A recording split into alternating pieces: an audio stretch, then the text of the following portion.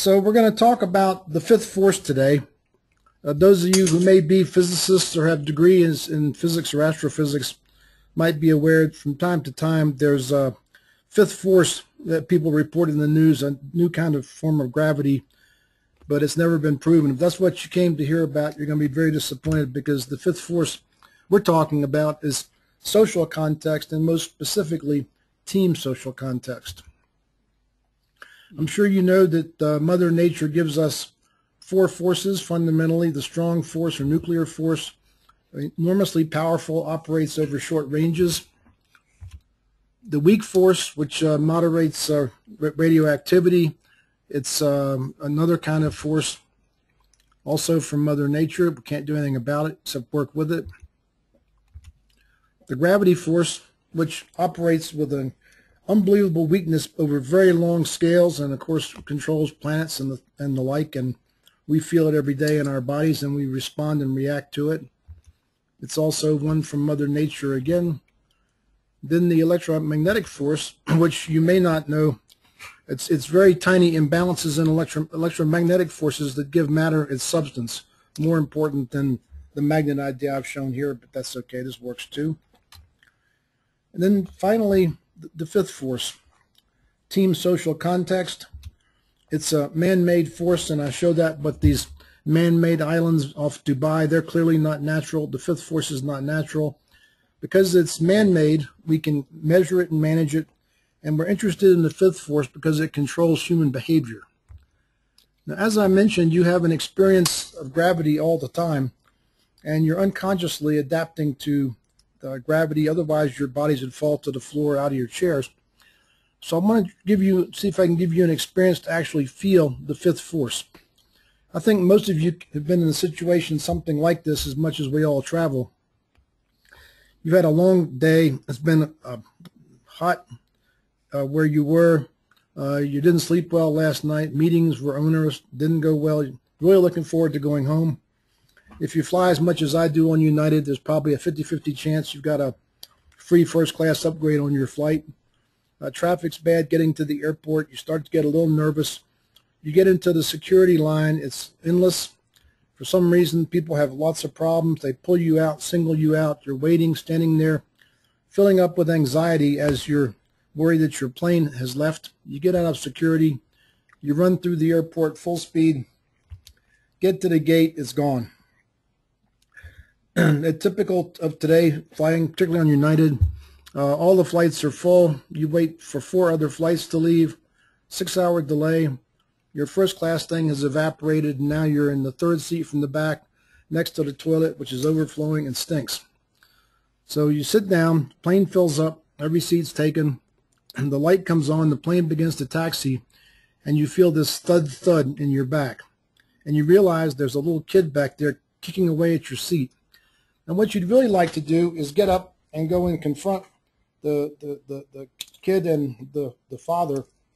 But what you also understand is, in the state of mind that you're in, and the plane moving, if you get up out of your seat and express what you want to express, you're more than likely going to spend the night in jail.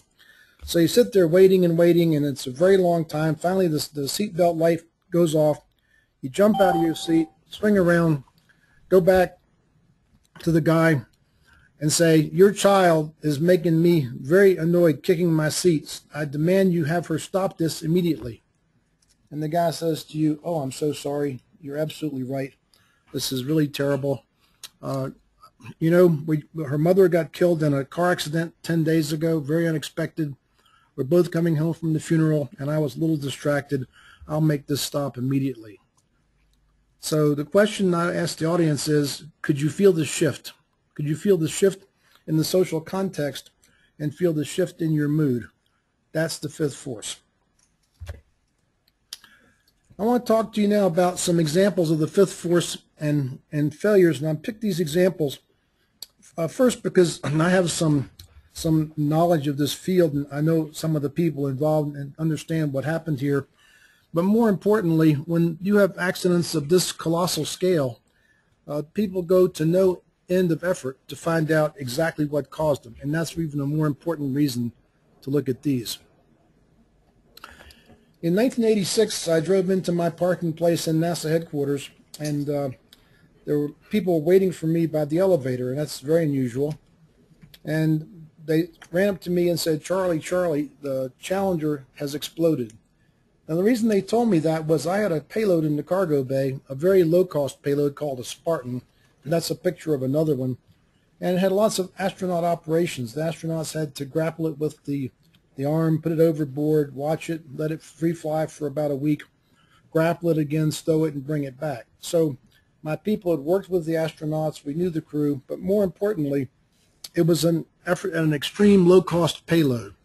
And so I wondered, as I'm sitting there, when we didn't know what caused the accident, whether the structure could have broken on this, that maybe the payload flew through the cargo bay doors, which are not very substantial, hit the solid rocket motor, and I was the cause of this accident. I'm going to mute you all. There's some noises back there. If I can figure out how to do it here. I don't see how. Oh, there it is. Okay. Okay, so I'm watching the failure review for this very closely for a number of reasons. One is that I knew the people who had worked on the solid rocket motors. I'd worked with them very closely on a previous project called Space Lab. They were good technical managers. And I'm watching the congressional hearings on this with the review board. And Richard Feynman, the physicist who I'm very fond of, and I think he's, in some sense, maybe more important contributor than Einstein to science, he sat there at the table, took a piece of the rubber O-ring material and put it in a glass of ice water and showed that it got very stiff. And so I said, well, there it is. I mean, that they just didn't do the math right and use something that was too stiff for in cold weather, and that's why it happened. And the reason I report this to you is this is the common attribution error technical people always make. We look at a problem, we find a technical thing that went wrong, and then we decide, well, there is a technical error. People just weren't smart enough technically. Well, at a later time, I came across a book by a lady named Diane Vaughan, who's a sociologist. She was adopted by the review board when she came in and talked about what she believed. And she posed the question a different way. Why did the shuttle managers launch when all the evidence suggested they shouldn't? And what she said was the phenomenon was sociological, and the fifth force that was operating here, I believe, well, she doesn't talk much about this. I know more about this than she does. The NASA administrator, Jim Beggs, at the time, had direct access to Ronald Reagan because his wife ran the Midwest Re-elect Reagan campaign. He went in and got an audience with the president and had the space shuttle named the National Space Transportation System for all payloads, commercial and military, phasing out all the other launchers. So now when there was a shuttle delay, it affected a whole stream of payloads, so the political pressure from Washington was launch, launch, launch. Diane Vaughan said the phenomenon is what she calls normalization of deviance. Normalization of deviance is a phenomenon when things that are abnormal in a larger context become accepted locally. And what happened here was that unconsciously and without knowing it, they gradually demanded a more and more persuasive technical argument to launch than to delay a launch. So they drifted into this place where they were launching when they shouldn't.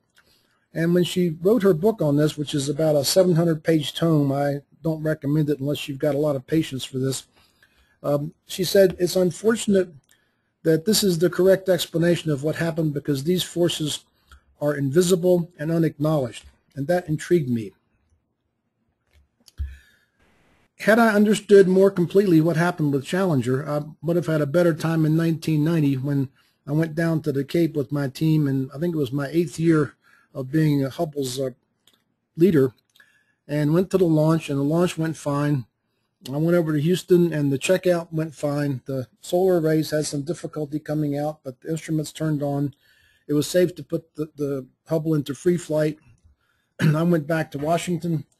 About 2 months later, we discovered that there had been some enormously egregious error in the optical system. Nobody knew what it was at first. The telescope couldn't focus. And the picture on the left is the best Hubble could do with a nearby galaxy called Messier 100.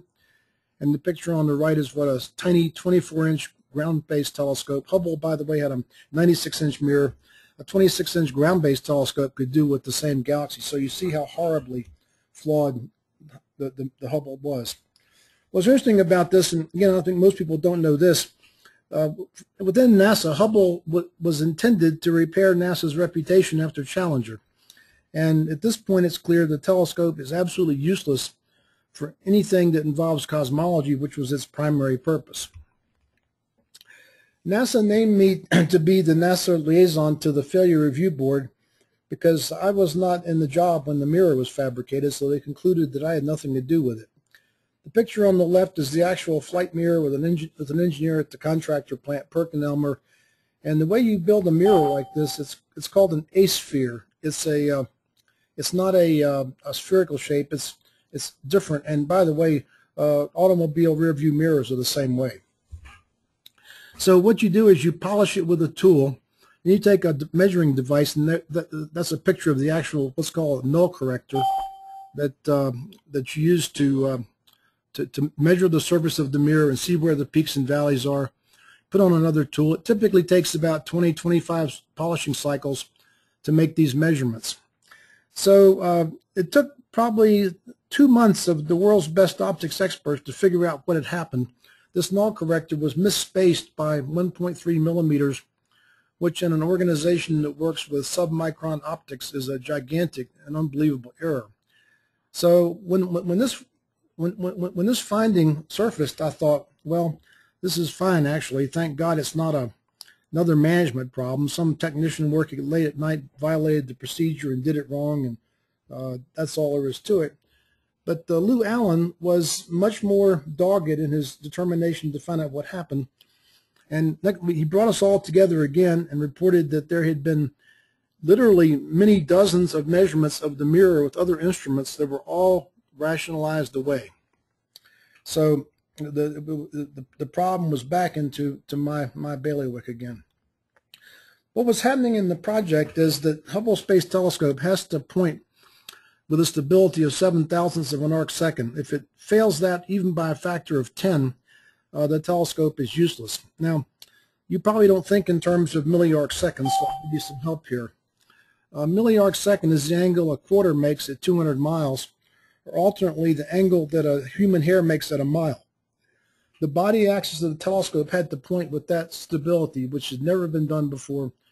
Incredibly difficult technically, and you might imagine how this rolls through every piece of the system, every gyro, every moving part, every momentum wheel, every single part of the Hubble had to be analyzed by very expensive engineers. So we're in constant overruns. And so I'm going back to the Congress about every 3 years getting another $400 million for this thing. And the way things work, when all the work's being done at the contractor plant and they're the ones who are overrunning, you tend to blame them. So we heap stress and travail on the contractors. In that environment, Lou Allen reported his view was there was no possibility of going off and working on problems they didn't believe were real when they had so much work to do on the real technical problems. And that he understood. But then the next question he asked was even more interesting.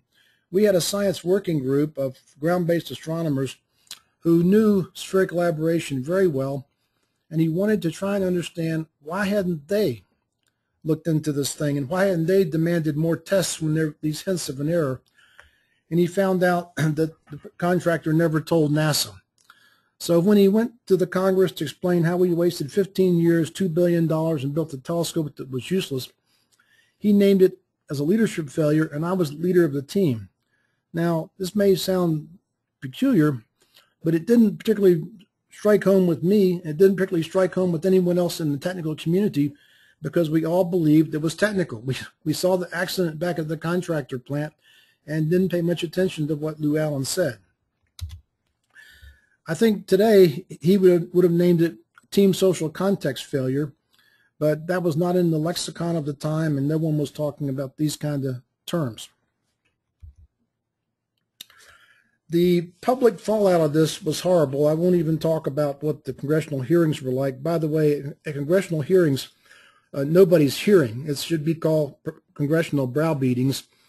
And I avoided late night television, of course, and had two of my staff had to be taken out by the guards and taken into alcohol treatment centers. And the guy who managed the hardware for me, within a month of finding the flaw, got cancer and was dead 2 months later. I'm at his funeral. So it was a very bad time. He tried to escape by going to something like a fairly innocent movie, like Naked Gun 2.5. What could be wrong with that?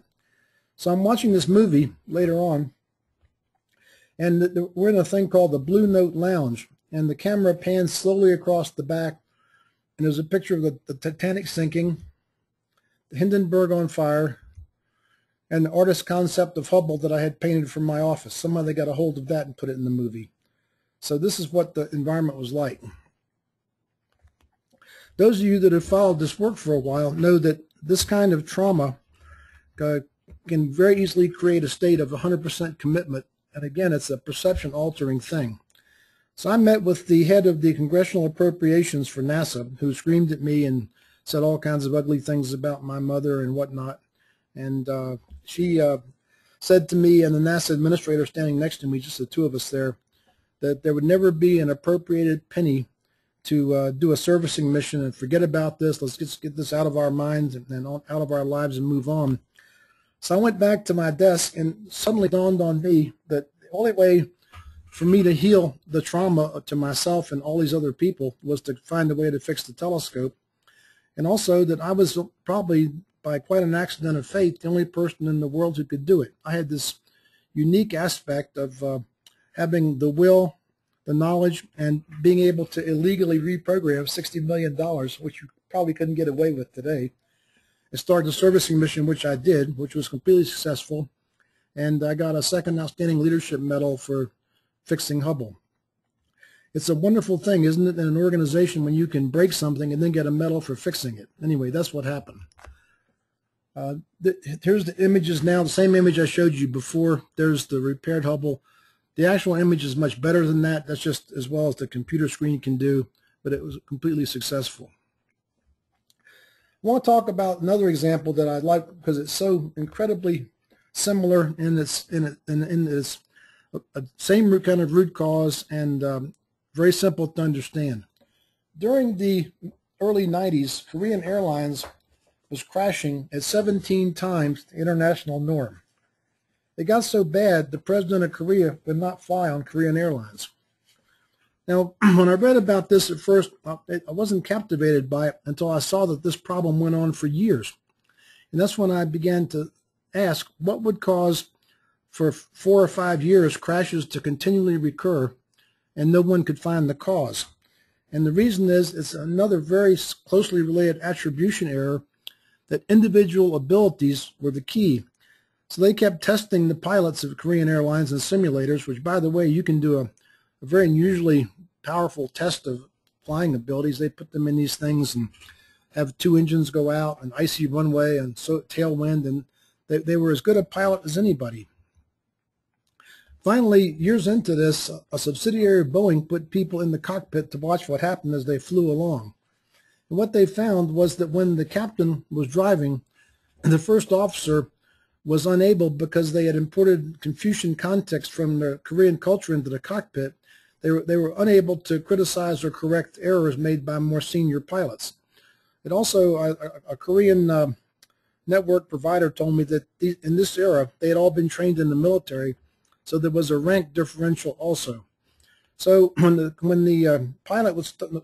captain would start making errors, the first officer might pick up a newspaper and read it. Didn't want to see him because he didn't want to get into the cultural problem.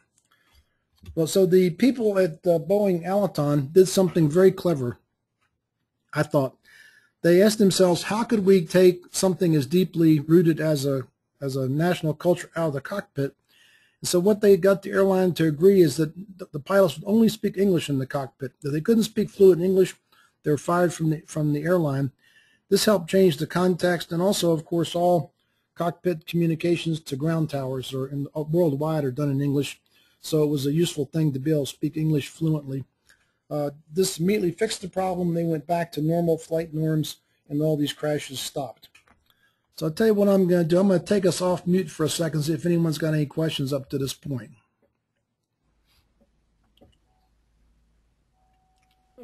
Charlie, this is Chris. Go ahead, Chris.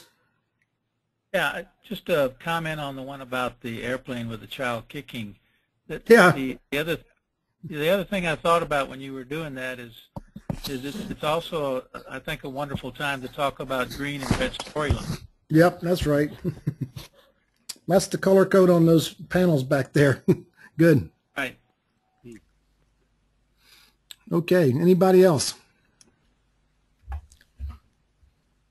Okay, good. Let's move on here. Yeah. JJ, were you saying something? No, Charlie, it's fine. Following. Okay. Yeah. Seeing the slides, yeah. So I've got tons of examples of these things. In fact, it's almost a given that when something big happens and someone investigates it thoroughly, it's going to be a social context cause. So I watched Fukushima Daiichi investigation, and this is really a serious problem because Japan's in a world of hurt. They've got 50 nuclear reactors. I think only one is turned on at this time. It's a resource-barren country, so the only solution is to bring in compressed liquid natural gas, a very, very expensive way to make electricity. Their economy is going in the tank. So I'm watching this, and I've actually made a proposal that I'm trying to get them to read because it's in English to my friends there to go approach the government about fixing this. So I'm going to ask you, what do you think was the cause? I'll tell you this, the news reported the tsunami. The early reports of the Failure Review Board talked about the earthquake, or do you think the individuals were insufficiently trained or competent? The final review board came out about 2 weeks ago. I saw it both in the New York Times and in the Japanese newspapers, English Japanese newspapers. And what they reported was it was completely man-made and avoidable and contextual. So the fifth force, this was some of the factors, they're all similar, about 5, 6 factors. Reflexive obedience, reluctance to question authority, groupism, insularity. And so what we see here is the same thing that happened with Korean Airlines. The Japanese social context was imported into a place that doesn't belong in a nuclear plant. And I'm not sure how I could help them, but if they'd let me try, I'd go give it a go because the stakes are so incredibly huge. Let's look at something a little more mundane, something closer to everyday life, and ask you this question. Would you modify your behaviors for each of these contexts? Giving or receiving a marriage proposal, having dinner with the fiance's family, bachelor or bachelorette party, or if you're hijacked on your honeymoon. And I think the more interesting question is, if you didn't behave appropriately to the context, would you be sanctioned? I think at the fiance's dinner, if you said the wrong thing, get kicked under the table. If you're not drinking enough or whatever, you'd be urged to do that. And if you misbehave on a hijacking, you'd probably get killed. So social contexts affect behaviors like invisible fields. Now, go back to Diane Vaughan about these being unacknowledged and invisible. How might we measure an invisible field? Imagine I put a bar magnet on a table in front of you and said, just using your hands, can you tell me if this is magnetized or not? I don't think you probably could. But you might remember back to sort of the 3rd grade where you put a piece of paper on a magnet, put some iron filings, ferromagnetic particles, tap the paper, and you could see the field lines. And today, some clever technical person could probably write a program to analyze that image and estimate the dipole moment. So what we're using is the iron filings as a tracer particle to reveal the invisible magnetic field. What would be the tracer particle to map a team social context? Well, go back to the slide before. It's the behavioral norms. If we can measure the behavioral norms, we can infer the context the same way the iron filings let us infer the magnetic field. Now this gets to be real fun, I think. Let's continue our metaphor a little more. If it was beneficial to align iron filings or ferromagnetic particles, would it be more efficient to do this one at a time with tweezers? Or would you rather zap the whole thing with a coil and align everybody at once? I think the answer is pretty clear. When I was in training events for NASA, almost every single one was me going off someplace and being in a week or two in a room with unassociated people with classroom lectures. Now, classroom lecturing for learning goes back to the Renaissance, and it's so inefficient that a book called Brain Rules by John Medina reported that we forget 90% of everything we learn within a university class within 30 days. And I can vouch for this. When I went to study for my PhD comprehensives, I could barely even remember taking the courses, much less what the details were. And even more interesting, things don't transfer well across contexts. And so I'm sure you've all had experiences like this. You go to a training event, you get all charged up, it was great stuff. You come back to work and nobody wants any parts of it. My staff told me once that whenever I went away to an event like this, they would organize in a phalanx in my absence because they knew if they could disabuse me of these new ideas for maybe 10 days, they're gone forever, and they were right. So let's talk about what a team is in terms of a social team, the kind of team we're talking about. It is not people all sitting around doing a common task together, although it could be. This is the definition I like: a group of 2 or more people interacting sufficiently to develop common behavioral norms. 2 people flying an aircraft are a team, as we've already talked about. A doctor's office is a team, and it's interesting to me because there's no one doing the same task here. You go in a doctor's office, there's a receptionist, there's someone else that does the weight and blood pressure, there may be somebody else that's the nurse or physician's assistant that interviews you before the doctor comes in, and the doctor comes in, and you go back to the receptionist.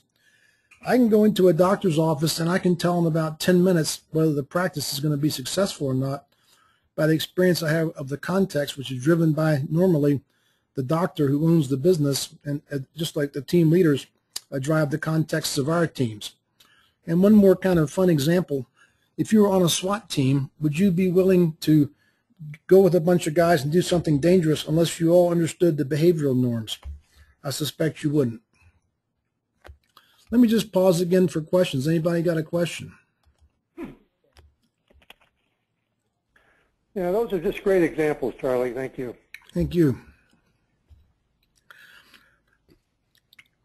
This is some new material here. I've been thinking about this a lot, and one of the things that I think is completely unique about our work is that all of the various modalities or processes or tools are totally coherent. I had a bad experience with Stephen Covey. He wrote this wonderful book. I went off to 2 weeks at his workshop in Sundance, and except for the opening lecture, I could see nothing had anything to do with anything he wrote in the book. With us, all these modalities can be chosen like a Chinese menu and mixed together. Team development assessment, which of course is the first thing we do, provides a 5% boost per cycle for 60% of teams, provides a boost on average for all teams, just the big numbers where the teams are starting lower. I'm also fascinated to think that these processes are being used, all of our processes, in places as disparate as Electricity de France, the world's largest nuclear utility company, or a 200,000 person shoe factory in China. And a unique part of our approach is that they select the action items that match their context. This is kind of fun. Then, of course, the next thing that we have that I think is the next most important offering is the 3-day workshops. And the bicycle's there because it's not a sit-and lecture like a university. We don't read books about bicycles. They get out and ride. And they do a lot of social context diagnostics. So as far as I'm concerned, I only do 3-day events for intact teams, and I won't do 3-day events for non-intact teams. This context formation process is so integral and powerful. We have individual development assessments work very similarly. We use these in conjunction with our coaches who are all ICF certified, I think almost all at the master certified level. And these work too, and I'll tell you how they work for me. I try and do one of these every 4 to 6 months with our team, and I've got a black belt in chewing ass. But when I think about the fact that my IDA is coming up, I'm a little more diplomatic when something's not right than to just ask the first thing out of my mouth, how could you be so stupid? Instead, like, how could we improve that? And then we have 1-day special events and modules, which are elements of the workshop for teams that want to work on a specific behavior. One of the ones that's very popular now is a Roles, Accountability, and Authority module. And I do presentations for Project Management Institute all over the world. I've recently been in Australia. I've done this work in Rio. I've done it in China. I've done it in Boston. I've done it in Washington, all around the world. People just find me and ask me to do it, and it's kind of fun.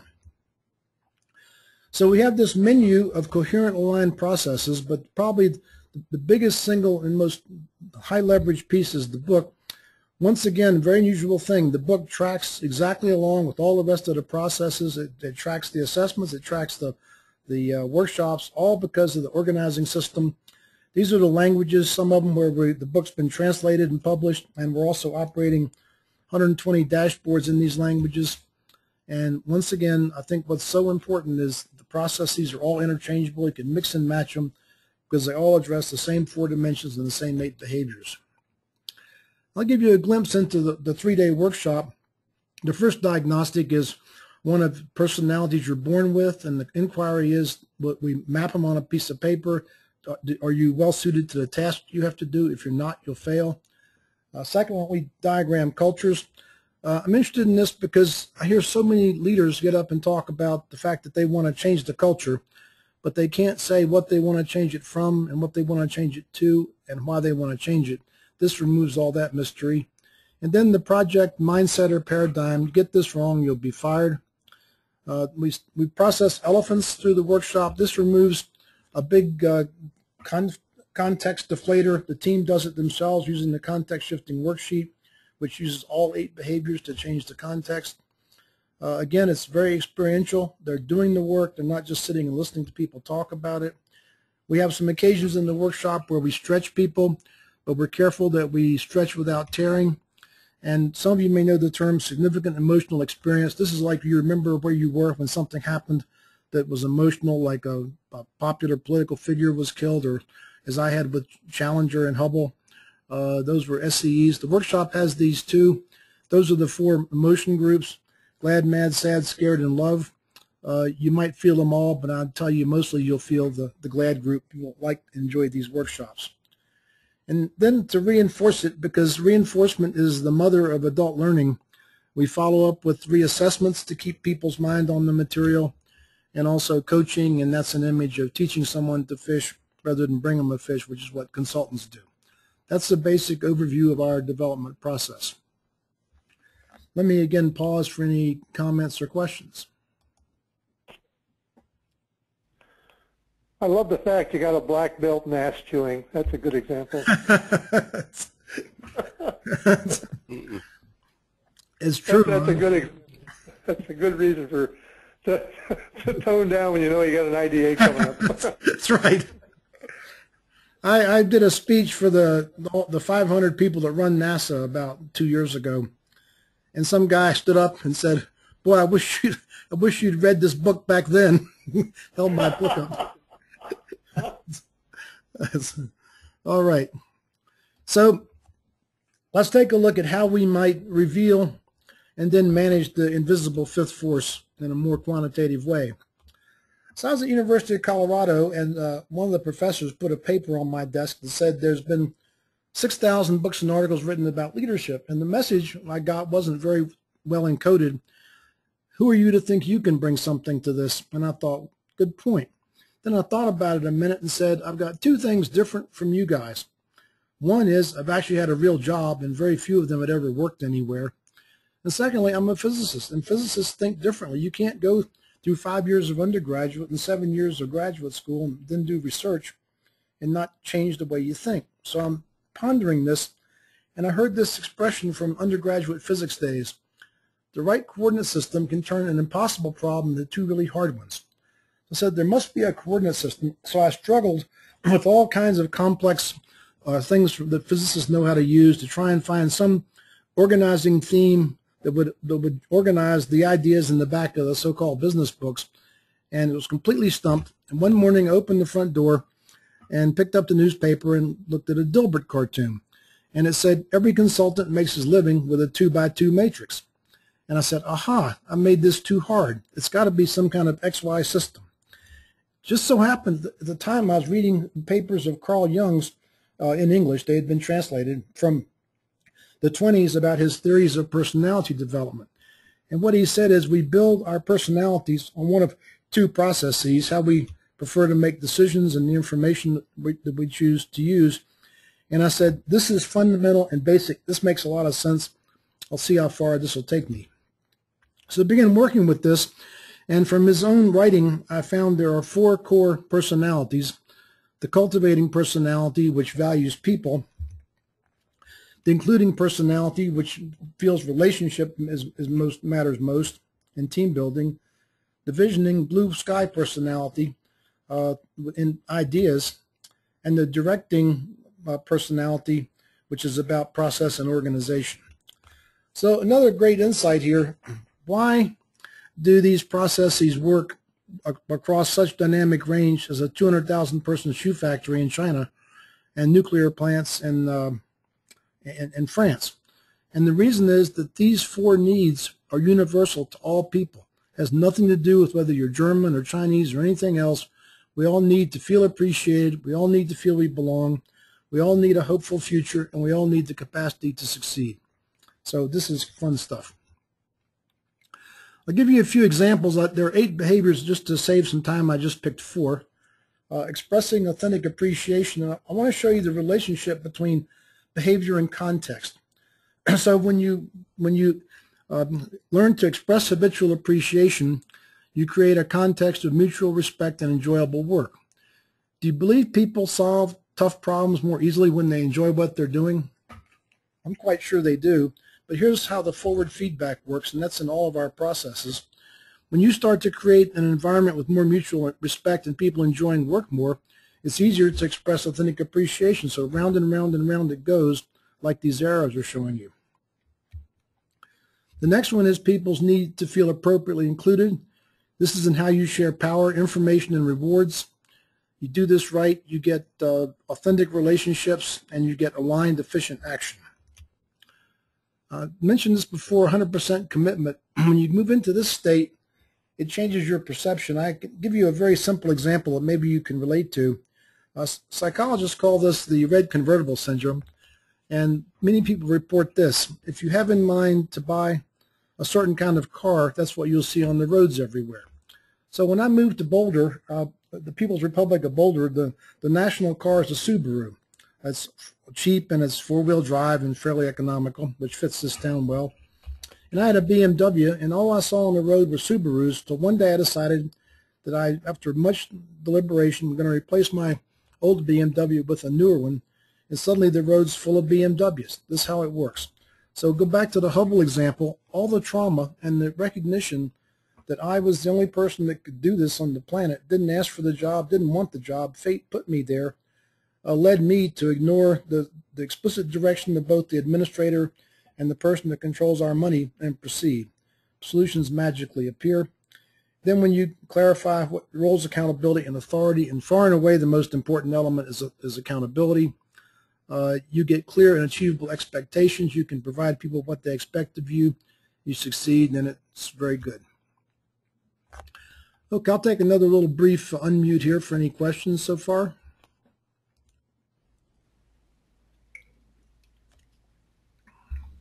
Okay, we'll continue.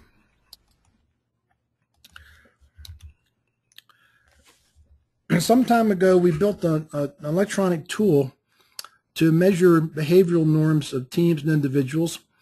And when we had 300 teams, we built this histogram, drew a line through it, and divided this into roughly 5 equal area pieces or quintiles. And the reason I like to do that is I think that's about the precision of the measurements, about a quintile. Teams who benchmark in the bottom have social contexts like this. People feel unappreciated. The place is full of conflict. They feel disincluded. Trust is low. A blind optimism has replaced reality. Low commitments levels. People walking around full of victim and blamer, and they're disorganized. So teams that benchmark in the top are just like what I talked about before, mutual respect and high collaboration. People feel included, trust is high. They live in grounded optimism and commitment's high. There's no drama and accountability is clear. So here's the inquiry. Which would you rather spend your life in? Here's the good news. You have a choice. Any team that wants can move right up this scale. It happens very reliably with many, many teams. Typically, if you start in the bottom and do this assessment process every, every 4, 5, 6 months, it'll take you a year or two, probably more like 2 years to move to the top. And people say to me, boy, it takes 2 years. And I said, well, for me, changing habits of behaviors, that's very, very fast.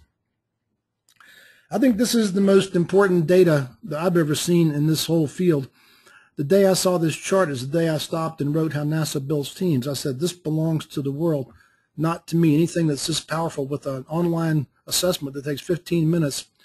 So what we did is we took 200 teams with multiple assessments, and we marked where they started. This group started in the bottom quintile, and where they moved with each 15-minute activity. There it is. So I saw that data, and I thought, well, that's good, but we had no place else to go but up. Let's look at the next group. They started at where this gray diamond is here. Let's look at the next 40 teams. Let's look at the next 40 teams. This has an ROI, if you calculate the math for a typical technical team, of like 5,000%. I'd say if your retirement funds are doing better than that, you don't have to worry about this. But if they're not, it's probably something to think about. Now, other interesting stuff. We like to look at data, and we've got lots of it. Skip one day noticed that something very strange was happening. The first time we measured a new team, their score was drifting up with time. And this is mostly NASA data. And the first thing I wondered was, is something getting better in NASA? Is the broader social context getting better? And no, it's not. I know more about NASA now, I think, than when I worked there. And the context is going much, much worse. It's becoming obvious to everyone that George Bush's moon program is completely unaffordable. But a correlation is not causality, and so is there another way to see whether we're doing this to this culture? If so, this would be, I think, the first quantitative data of cultural change that I've certainly ever seen. And I remember a guy at a Marshall workshop who jumped up and said, in the middle of a workshop, and said, I get it, I get it. And someone said, you get what? And he said, I worked in this organization for 10 years. I've been away at 18 months on a detail, and I came back, and for the first time, I like working here. I see what you guys have done. So it occurred to me we'd done more work at Marshall than any other center for lots of reasons. I didn't know how much more, but turns out we'd done 20% of Marshall engaged. And by the way, since these are mostly the technical teams, it's a much higher percentage of people who are working on projects in engineering and top management. So here's the data. It's really fascinating to me that across the whole center, we're changing behaviors. And this is the Marshall actually started off worse, ended up much better than NASA at large. So I think this is fun stuff. Now, I don't hear this much anymore, but you might. So early on, people said to me, well, Charlie, you know, we'd be really glad to do this if you could show us a study that a team like ours where you have a team like ours where you didn't use your processes and a team like ours where you did, and show us the data that it worked for the teams that used it and didn't work for the teams that didn't. And I said, well, you know, I'd love to do that for you, but the problem is I'd have to correct for all the confounding variables. Was the technology too hard? Was the budget adequate? All these things that matter have to be somehow factored in so I could sort out the effects of our processes. And it's a multi-million-dollar study. It'd take years, and I'm not sure exactly how to do it even if I had the money. So let me give you some simpler things. In the jargon of this work, the term face validity means common sense. And so if you think back to the two team contexts I showed you earlier, I think it's pretty obvious which one would perform better. I think that's good evidence. Second, if you're skeptical that the changes in numerical scores don't actually reflect changes in increased performance, reduced risk, and improved customer relations, you can read all the anecdotes in my book about this. And then finally, this is astounding to me. Do you believe NASA teams are busy? Do you think they have excess time for things they don't think are valuable? These are the team assessments that NASA teams have undertaken completely voluntarily. I'll tell you this, they would not do this if this didn't work. No team has ever been made to do this. It's all been them asking us for this. Finally, I tell people, you know, if we had 2 or 3 or 4 more hours, I could probably sit here and continue to give you more details and try and persuade you that this works. But it only takes you 15 minutes to do it. Why don't you just try it and see, and then you'll know. So that's what normally happens. I like to close with this saying of Margaret Mead, never doubt that a small group of thoughtful, committed citizens can change the world. Indeed, it's the only thing that ever has. And I usually play it back to the audience and say something like, never doubt that a small group of thoughtful space systems designers can change the world. Indeed, you might be the only thing that ever will. And then the logo, and there it is. So, quick run through. Let me unmute everybody and open mic for comments or questions. Well, thanks for going through that, Charlie. It's Ron. I thought I really had these slides down pretty well, but you had a lot more depth to them that really helps. I think the bottom line is I'm just flabbergasted is how you came up and developed this system and pulled everything together, and it all meshes so well and makes so much sense. That's terrific. I'm flabbergasted too. Yeah. Nice, Charlie. Yeah, got some additional insights by listening to you talking, especially the initial part, the examples. Yeah. Good, JJ. By the way, this will be in my shared folder. Any of you that want to get this, it's too big. This file, I'm recording it. I hope it worked this time. The file's too big to email, but you can pull it out of the shared folder if you want. And if you don't have access, drop me an email and I'll send you an invite for it. Okay. Jen, I see you're on. Beate? Yeah, I again got some new ideas, so it's really helpful. Thank you for doing it again. I appreciate it. Thank you very much. Barbara? Thank you for your note. Hi, Jen. Yeah, you always tie everything together so nicely. It's nice to see it go so smoothly, and it's truly inspirational, the whole thing. The whole time I was thinking about how to apply it to different groups and how other groups would receive it, and I think it's pretty nice.